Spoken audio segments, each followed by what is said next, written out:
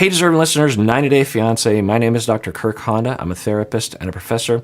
Keep in mind, since this is a psychology YouTube channel, everything that we get into might contain triggering material. So make sure you watch with care. You talk with your therapist first, obviously, if you do have particular triggers to trauma reactivity. Let's watch. Mi amor, no ir en el carro contigo cuando tú... Okay, vete en la guagua ahí.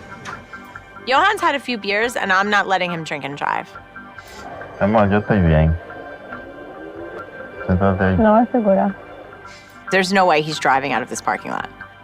So I'm gonna sit on him until he hands me these keys.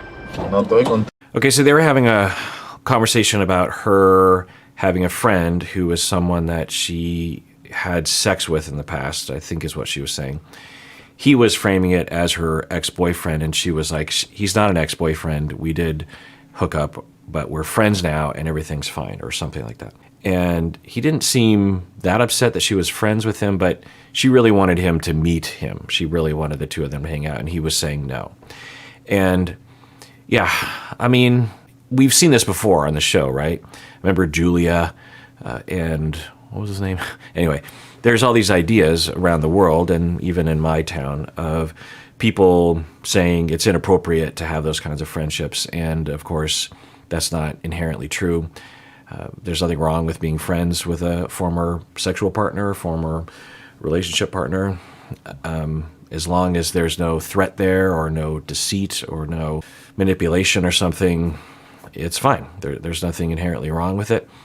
There's nothing wrong with being jealous. It's what we do with it. There's nothing wrong with asking for reassurance. There's nothing wrong with having concerns if your partner has cheated before, especially if it was with that person. You know, there's boundaries to be made, but just in terms of a flat-out thing, you know what my thoughts are about that. I guess people can have their own personal boundaries, but obviously you should work those out before you get married. But anyway, he was saying he's not friends with any of his exes, and they were having a conversation. He's been drinking. I think they've both been drinking a little bit.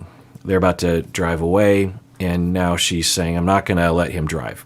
And I think this interaction right now is way more than just who's going to drive home. She's like, I don't want him to drive because he's been drinking. And that's fine. If he is intoxicated and he is unsafe, then yeah, that's fine that she has that preference. She's doing it physically, but maybe it's in a loving way, like cuddling control. But anyway, I think this is much more than what they're talking about. I think she left for the States. She came back, and I think in the interim, my hypothesis is that he really thought a lot about the relationship. He might have gotten some advice, and he is now determined to be in control, to be dominant, to not let her have control. I think he was hurt by a lot of the things that she said, and he concluded that this is the road to happiness, that if I can just put her in her place, then there's that. I would imagine also that there might actually be no logic to this in his mind, no conscious logic, and he's just really hurt and angry and doesn't know how to talk about it and is being passive-aggressively controlling and dominant of her. Now, earlier, she was being the one that was dominant and controlling and condescending to him. And now he's, I guess, lowering himself to that level or something like that. And so I think a lot of communication is happening right now. And it's very concerning. Whenever you have a power struggle like this, really with anyone, whether it's your partner, your child, someone at work, an employee, then nothing good comes from it, because it just builds resentment. There's no goodwill between two people. You're trying to win. You will escalate. Things will spin out of control. This could become physical, which I could see happening. It's one of those things, The common example that I would run into as a therapist would be that families would come to me and they would say that their kid, their teenager, was violent with them. And I would ask for more details, and what I would learn is that the kid was grounded from their phone or was on their phone late at night after curfew, after bedtime, and the parents are trying to take the phone away from the child. And parents, of course, have the right, quote unquote, to do that, and we can debate the ins and outs of that action. But whenever you put hands on, as things are escalating, there's always a risk that the other person is going to escalate the violence, is going to escalate being physical. So I would hear these stories of the parents trying to grab the phone, and then the kid would avoid that. You know, when someone's, even if from the outside it's not okay that the child is saying, no, mine, it's just a primal thing. When you're trying to grab something away from someone, it's very primal that there will be a physical response to that. So she's not doing that to him, but she is introducing physicality to control. And I think he also believes that driving the car is emblematic or symbolic of their relationship, as evidenced by that earlier interaction when he picked her up from the airport. So I think this is his last stand. I think he feels like if I give up the keys, then I've lost everything. I think that's how he feels about this. So I can't imagine this going very well. Contento contigo. Tu amigo es más importante. Give me your keys. I will sit here and fight with you. Mis amigos. Yo no voy a dejar mis amigos. Mi amor, los llaves, por favor. Now, of course, the answer to this is that if he is intoxicated, that he not drive or wait to drive, and that she would that they would work together on this instead of physically against each other. Tú dices es consecuencias. ¿Qué es las consecuencias? ¿Es terminar esta relación? ¿Es tú tienes otra mujer? ¿Qué es las consecuencias? La consecuencia no van a ser buenas. ¿Está clara? Después cuando tú vengas, entonces tú vas a ver la consecuencia. Yeah, he said this earlier, which was concerning. She's now not only talking about him meeting her friend, but also her hanging out with her friend alone. And he said there'll be consequences. Now she's asking for clarification, which is good. And now he's saying, look, there will be consequences when you come home.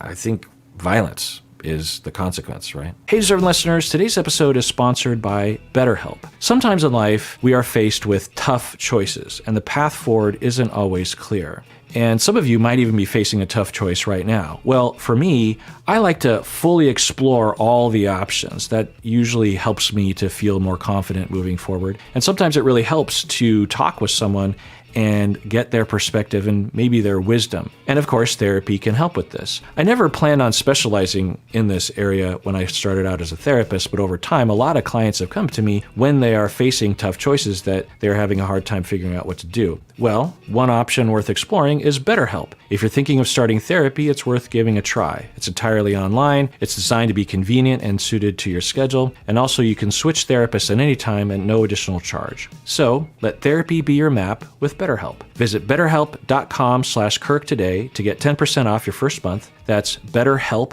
HELP.com/Kirk.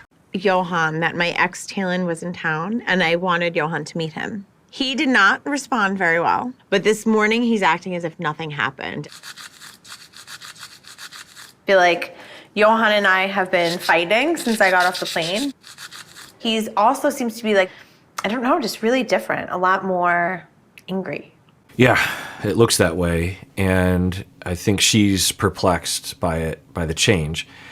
And my hypothesis, I stated before, that while she was gone, working in New York to wrap things up, he was hurt and thinking a lot about what happened the last time she visited, all the ways in which she was insulting and demeaning and belittling to him, talking down to him, making him feel stupid, the butcher shop, the driving issues, just everything, right? Whenever he talked about anything, whenever there's a conflict, that's where she would go. And he would shut down or try to talk with her about it. The previous partner having an abortion, the way she talked to him then, the concerns that she had were probably all fine, but the way she goes about it is insulting and demeaning and belittling and, I don't know, dehumanizing, I don't know. And so I don't know what's going on for him. I don't even know if that's how he's taking it, but I wouldn't be surprised. And he's ruminating on it. He's upset. He's hurt. He might have consulted with some people. And if he did, I could absolutely imagine him, because we've seen it on that show before, that if he asked other men what he should do, they would all say, well, you have to put your foot down. You have to establish control. because you're the man. You have the penis, and that's just the way that it is. She doesn't, you know. She acts like she has the penis. You know, you wonder if that was what was being told to him, and he's like, that's why he says to her, I have a penis. For him, I could absolutely imagine, we could totally imagine that happening, and then he's like, okay, I have to establish it right up front. I have to establish the tone, and I cannot back down, and that's the only solution that's going to work. Hearing from her that she's like, he feels different. He feels more angry. So what I would hope she would do is, I wonder what he's angry about. I wonder if his anger is because he's hurt. And if he's hurt, how did he get hurt? Did I hurt him? Do I need to apologize for hurting him? Now, that doesn't mean that he can be abusive and angry and controlling and demeaning. No. But if you're trying to move into the future where something's going to work out for the better, one or both of them have to think along those lines. You know, for him, he could think, well, why is she doing this? Why does she get belittling? What happens for her in those moments? What am I doing that is provoking that in her? Maybe I'm too passive. Maybe I trigger her. Maybe I'm not too forthcoming enough. Maybe I do things that are shady or something, or I put too much pressure on her or something. You know, there's both of them doing it, that's best. But if neither of them do it, then they're just going to spin out of control. If one of them does it, one of them rises to the occasion, it often will invite the other person to do the same. Este día tan especial.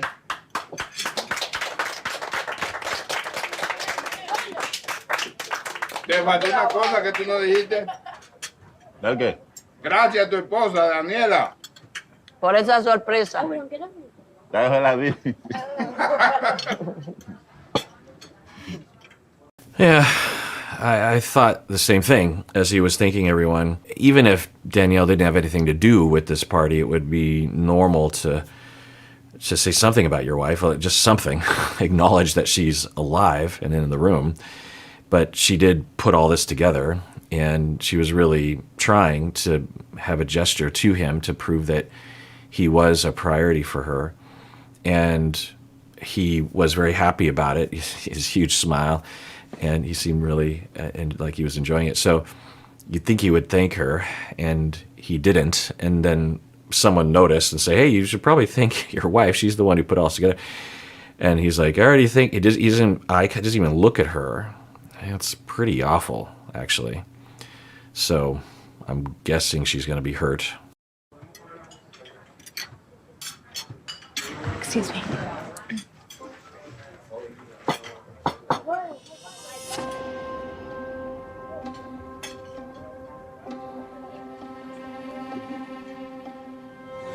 Yeah. So she's walking off. Yeah, I don't know. There's a lot of different things one could do. If I were in Danielle's shoes, I would try to have fun and then later on talk about it, because if I walk off, it could ruin everything. So, but I get it. It's pretty hurtful behavior. And he doesn't even get up to go after her.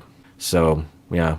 And you'll see this. It's not an uncommon thing that, you know, I think there's like two types of people, if I were to think very quickly and anecdotally, that when, some people have a fair amount of anxiety speaking in front of crowds or making proclamations like that.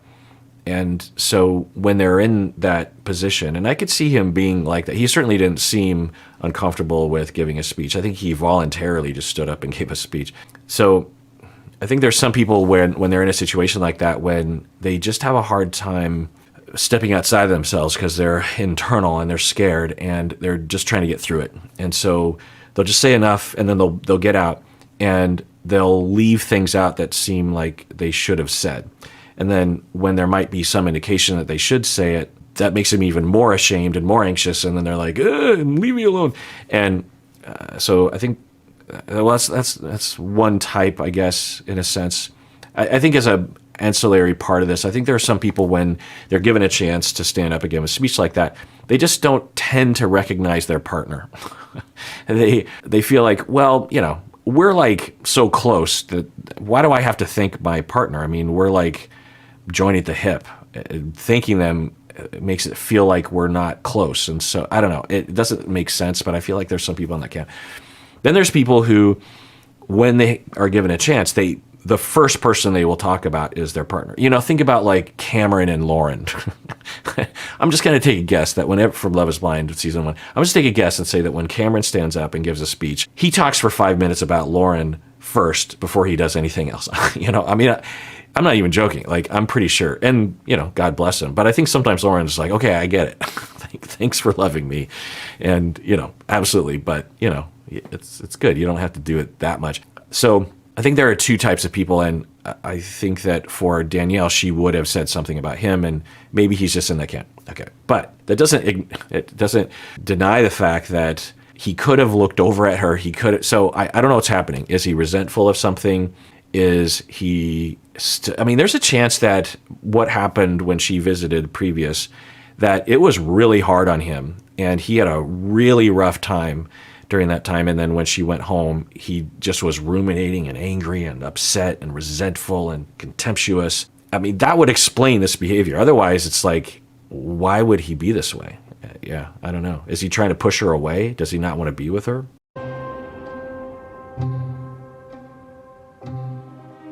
Yohan is a man of few words, but the fact that he's willing to completely ignore that I exist in front of his entire family in public is really humiliating. Yeah. And there could be maybe even some subtext of someone in the family was giving him advice about putting his foot down and establishing that he's in control. Because you could imagine that the family might have even observed Danielle demeaning and belittling him. And he might feel like he needs to demonstrate that he's turned a new leaf to everyone. It's like, no, I'm in control. I mean, you know, we understand that there's a lot of men around the world, even in my town, that feel that way. They need to establish themselves as superior, as dominant, as the alpha, which makes no sense. There's no scientific basis for the alpha.